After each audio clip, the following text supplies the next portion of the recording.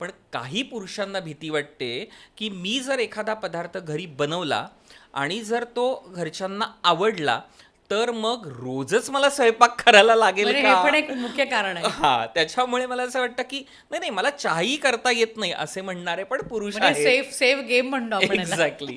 पण पुरुषांच्या हाताला चव चव नक्कीच असते म्हणून असते. तेच. आणि मला असं वाटतं की पुरुषांनी जेवण बनवावं, कारण स्वयंपाक ही अशी कला आहे की जेव्हा आपण स्ट्रेस रिलीफ असं म्हणतो.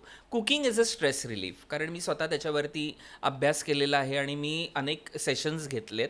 तुम्ही फक्त खूप टेन्शनमध्ये असाल ना, कामाच्या लोडमध्ये, फक्त स्वयंपाकघरात जा आणि एखादी वस्तू फोडणीला टाका.